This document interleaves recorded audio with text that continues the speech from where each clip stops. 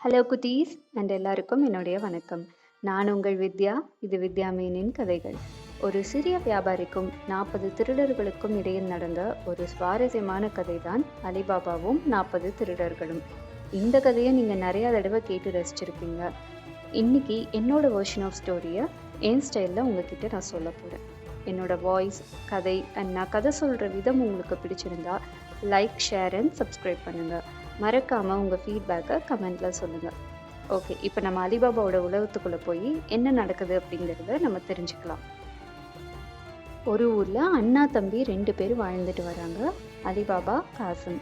2 பேருக்குமே கல்யாணம் ஆகிடுது. அவங்கவுங்க வாழ்க்கையை அவங்க வாழ்ந்துட்டுருக்காங்க. காசிம்ங்கிறவர் தம்பி. அவருக்கு பொருளாதார பிரச்சனை கிடையாது. அவர் பணக்காரராகவும் இருக்கார். ஆனால் அலிபாபாவோட வாழ்க்கை அப்படி கிடையாது. அவர் தினமும் காட்டுக்கு போய் மரத்தை வெட்டி அந்த மரத்தை மார்க்கெட்டில் விற்று அதிலிருந்து வர பணத்தை வச்சு தான் அவருடைய குடும்பத்தையே அவர் காப்பாற்றணும். இப்படியே அவங்களோட வாழ்க்கை போயிட்டுருக்கு.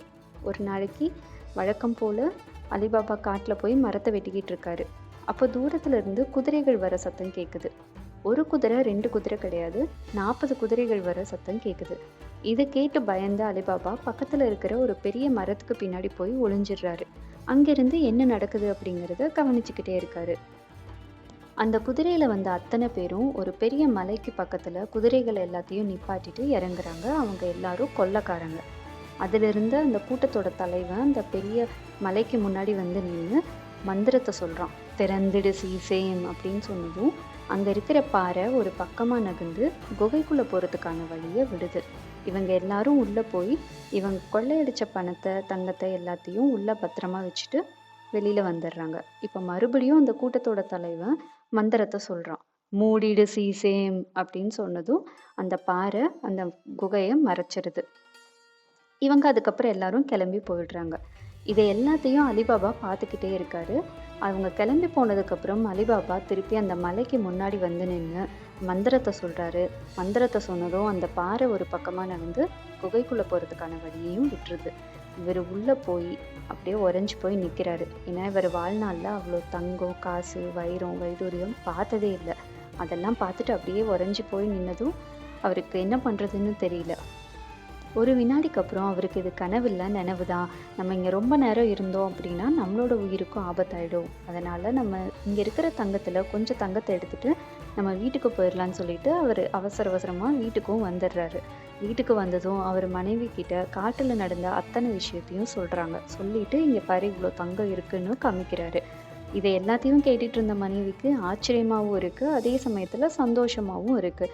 நம்ம படுற கஷ்டத்தை பார்த்து கடவுளாக பார்த்து கொடுத்த ஒரு வாய்ப்பு தான் இது. இதை நம்ம நல்வழியில் பயன்படுத்தி நம்ம வாழ்க்கையை மேம்படுத்திக்கணும் அப்படின்னு சொல்கிறாங்க. அது மட்டும் இல்லை, நீங்கள் கொண்டு வந்த தங்கத்தை நம்ம எடை போட்டு பார்க்கணுன்னா நம்ம வீட்டில் தெராசு கிடையாது. அதனால் நான் உங்களோட தம்பி வீட்டுக்கு போய் தெராசு வாங்கிட்டு வரேன்னு சொல்லிட்டு கிளம்புறாங்க. அலிபாபாவோட மனைவி காசிம் வீட்டுக்கு வராங்க. காசிமோட மனைவியை பார்த்துட்டு எனக்கு எடை போட்டு பார்க்குற தெராசு வேணும்னு கேட்குறாங்க. காசிமோட மனைவி சரி நான் கொண்டு வரேன்னு சொல்லிட்டு உள்ளே போகிறாங்க.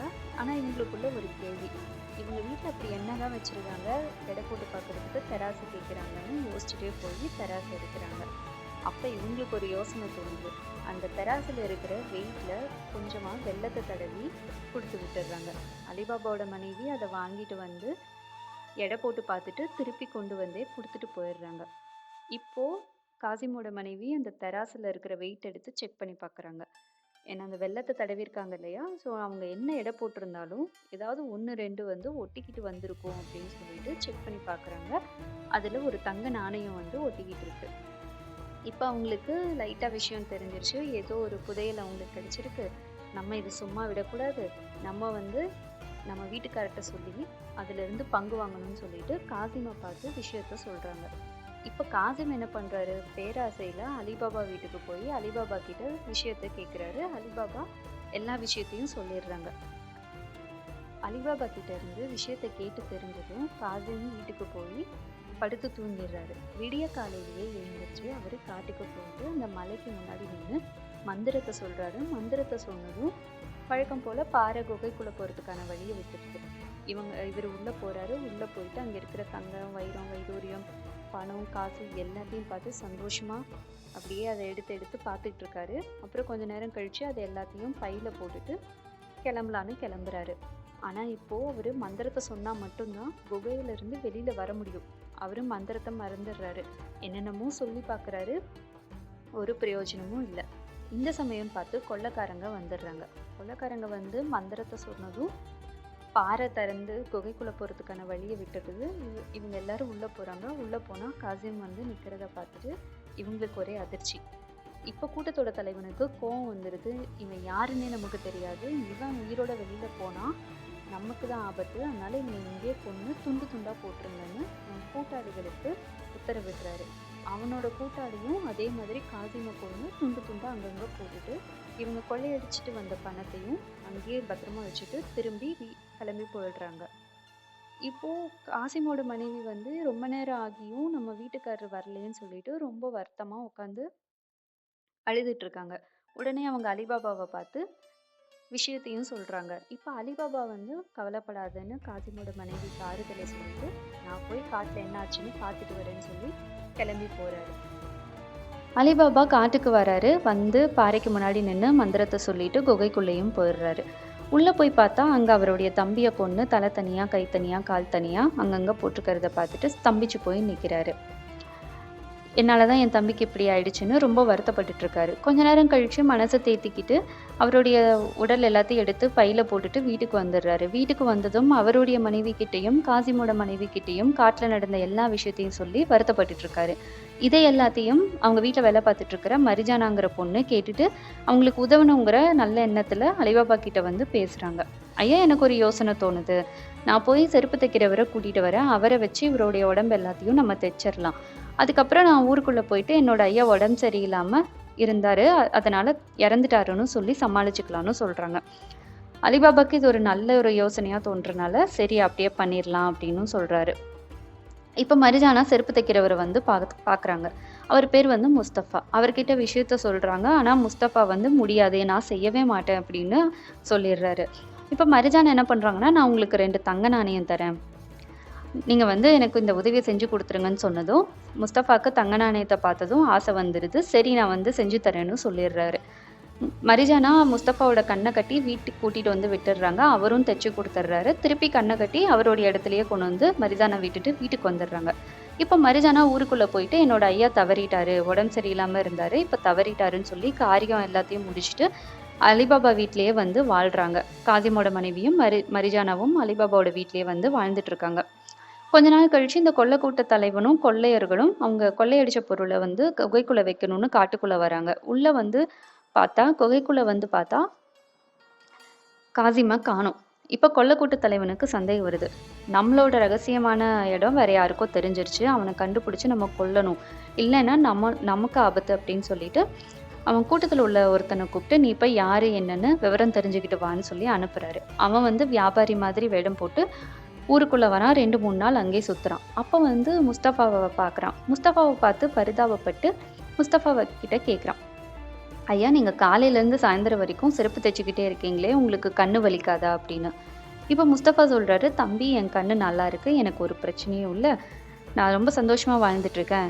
எனக்கு தெரிஞ்சவங்க ஒருத்தவங்களுக்கு நான் ஒரு உதவி செஞ்சு கொடுத்தேன், அவங்க எனக்கு 2 தங்க நாணயம் கொடுத்தாங்க, அதை வச்சு சந்தோஷமா வாழ்ந்துட்டு இருக்கேன்னு சொல்றாரு. இப்ப திருடனுக்கு சந்தேகம் வருது. உடனே திருடன் விஷயத்தை கேட்டு தெரிஞ்சுக்கணும் முஸ்தபா கிட்ட இருந்து அப்படின்னு முஸ்தபா கிட்ட விஷயத்த கேட்குறான். யாருக்கு என்ன உதவி செஞ்சு கொடுத்தீங்க அப்படின்னு. முஸ்தபா, நான் சொல்ல முடியாத, அது ரகசியம்னு சொல்லிடுறாரு. திருடன் 2 தங்க நாணயத்தை எடுத்து முஸ்தபா கிட்ட கொடுத்து இப்ப சொல்லுங்கன்னு சொன்னதும் முஸ்தபா வந்து எல்லா விஷயத்தையும் சொல்லிடுறாரு.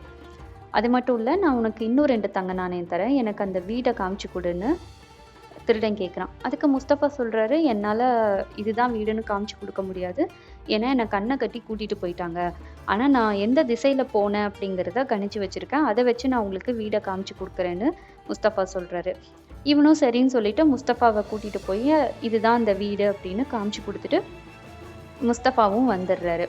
இப்ப திருடன் என்ன பண்றான்னா, அந்த வீட்டை அடையாளப்படுத்திக்கிறதுக்காக அவன் கிட்ட இருந்த ஒரு சிவப்பு துணியை, பட்டு துணியை எடுத்து கட்டி விட்டுடுறான்.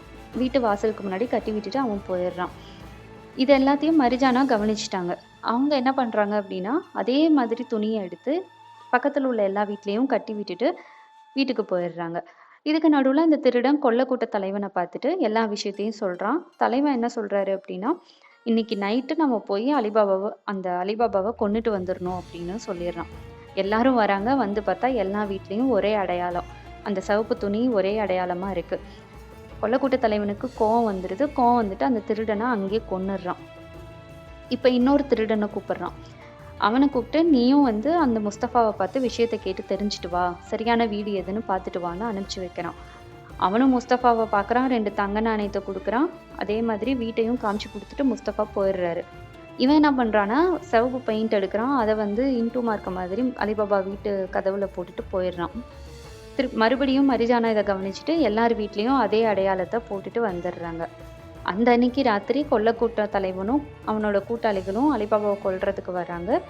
மறுபடியும் அந்த அடையாளத்தை எல்லாத்தையும் பார்த்துட்டு இவனுக்கு கோவம் வந்துருது. கொள்ளக்கூட்ட தலைவனுக்கு கோவம் வந்து அந்த திருடனையும் கொன்னுடுறான். இதுக்கு மேலே யாரையும் நம்ப முடியாது. நானே இறங்கி அவன் யாருன்னு தெரிஞ்சுக்கிறேன். அந்த வீடு எந்த வீடுன்னு தெரிஞ்சுக்கிறேன்னு முஸ்தஃபாவை பார்க்குறான். பார்த்துட்டு அந்த வீட்டு அடையாளம் பார்த்து வச்சுக்கிறான். அலிபாபாவோட வீடு என்னன்னு அவனுக்கு தெரிஞ்சிருச்சு. எங்க இருக்கு என்ன ஏதுன்னு தெரிஞ்சதும் அவனோட இடத்துக்கே வரான். வந்து கூட்டாளிகளோட அலிபாபாவை கொல்றதுக்கு பிளான் பண்றான். உடனே அவன் என்ன பண்றான் அப்படின்னா, ஒரு 38 ட்ரம்மை வாங்கி வச்சுக்கிறான். அந்த ட்ரம்ல ஒரு ட்ரம்ல மட்டும் எண்ணெயை ஃபில் பண்ணி வச்சுட்டு மிச்சம் இருக்கிற ட்ரம்ல இவனோட கூட்டாளிகளை இறக்கி அந்த ட்ரம்மை க்ளோஸ் பண்ணிடுறான். இப்போ எல்லாத்தையும் இந்த ட்ரம் எல்லாத்தையும் எடுத்துட்டு அலிபாபா வீட்டுக்கு வரான். அலிபாபா கிட்ட வந்து பேசுறான். அலிபாபாவை பார்த்துட்டு, "ஐயா, நான் இன்னைக்கு ஒரு நாள் இங்கே தங்கிக்கிறேன். இருட்டாயிடுச்சு. நான் ஒரு எண்ணெய் வியாபாரி. இவ்வளோ ட்ரம் என்கிட்ட இருக்கு. இது எல்லாத்தையும் எடுத்துட்டு போக முடியாதுன்னு சொல்றான். அலிபாபாவும் சரி இங்கே தங்கிக்கோன்னு சொல்லிடுறாரு. கொள்ளக்கூட்ட தலைவனும் அலிபாபாவும் சாப்பிட்டுட்டு உட்காந்து கொஞ்ச நேரம் பேசிட்டு இருக்காங்க. அதுக்கப்புறம் அலிபாபா தூங்க போயிடுறாரு. இவன் நேரா ட்ரம்மு கிட்ட வந்து ஒரு ட்ரம் ஓப்பன் பண்ணி அதுல இருக்கிற ஒரு திருடன் கிட்ட, "அலிபாபா நல்லா அசந்து தூங்குறப்ப நான் உனக்கு சிக்னல் தரேன். நீ நம்ம ஆட்களை கூட்டிட்டு வந்துரு. அலிபாபாவை கொண்டுட்டு நம்ம இடத்துக்கு போயிடலான்னு" சொல்லிட்டு இவனும் வந்து தூங்கிடுறான். இது எல்லாத்தையும் மரிஜானா கேட்டுடுறாங்க. இவங்களை நம்ம சும்மா விடக்கூடாதுன்னு சொல்லிட்டு பக்கத்துல உள்ள காட்டுல போய் தேள் பிடிச்சிட்டு வந்து ஒரு ட்ரம்லையும் தேளை போட்டுட்டு போயிடுறாங்க. கொஞ்ச நேரத்துல தேள் கொட்டி எல்லா திருடனும் இறந்துடுறான். இந்த விஷயம் கொள்ளக்கூட்ட தலைவனுக்கு தெரியாது. இவன் என்ன பண்றான் அப்படின்னா, சிக்னல் கொடுக்குறான். எந்த ஒரு ரெஸ்பான்ஸும் வரல. என்ன ரெஸ்பான்ஸே வரலன்னு சொல்லிட்டு வந்து ட்ரம்மை திறந்து பார்க்குறான். எல்லாரும் இறந்து கிடக்குறாங்க. இதை பார்த்து பயந்து அவனோட இடத்துக்கு ஓடி வந்துடுறான்.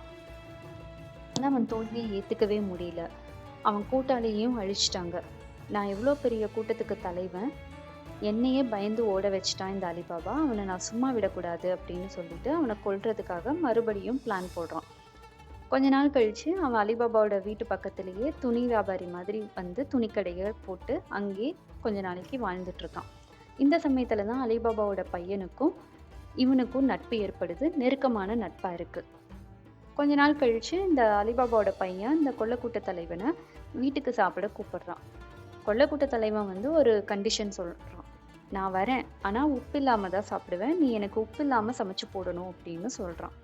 ஏன் அப்படி சொல்றான் அப்படின்னா, உப்பிட்டவனை உள்ளளவும் நினை. ஸோ அவன் வீட்டு சாப்பாடை சாப்பிட்டுட்டு அவனுக்கே துரோகம் பண்ணக்கூடாது.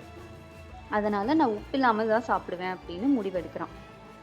இது வந்து இந்த அலிபாபாவோட பையனுக்கு தெரியாது. அவன் சரின்னு சொல்லிட்டு வீட்டுக்கு வந்துட்டு மரிஜானா கிட்ட, இன்னைக்கு நைட்டு என்னோட நண்பன் வீட்டுக்கு சாப்பிட வரான், அவனுக்கு உப்பு இல்லாமல் சாப்பாடு போடு அப்படின்னு சொல்லிட்டு போயிடுறாங்க.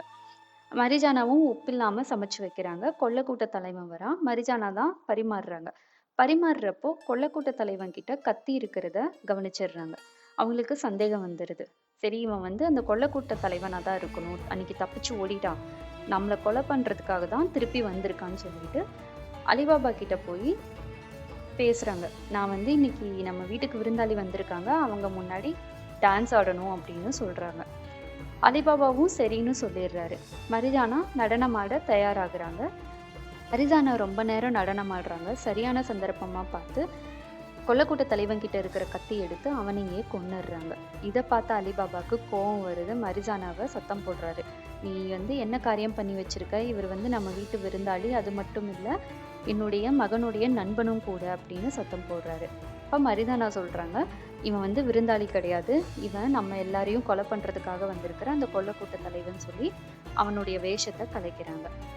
இப்போ அலிபாபா மரிதானாக்கு நன்றி சொல்றாரு. அது மட்டும் இல்ல, இன்னையிலிருந்து நீ என் வீட்டு வேலைக்காரி கிடையாது. என்னுடைய மகன கல்யாணம் பண்ணிக்கிட்டு என் வீட்டு மருமகளா நீ இந்த வீட்டிலேயே சந்தோஷமா வாழணும்னு சொல்றாரு. மரிதானாவும் சந்தோஷமா இந்த வாழ்க்கைய ஏத்துக்கிறாங்க. இந்த வெர்ஷன் ஆஃப் அலிபாபா ஸ்டோரி உங்களுக்கு பிடிச்சிருந்தா உங்களுடைய ஃபீட்பேக்கை கமெண்ட்ல சொல்லுங்க. வேறொரு கதையுடன் மீண்டும் உங்களை சந்திக்கிறேன். நன்றி, வணக்கம்.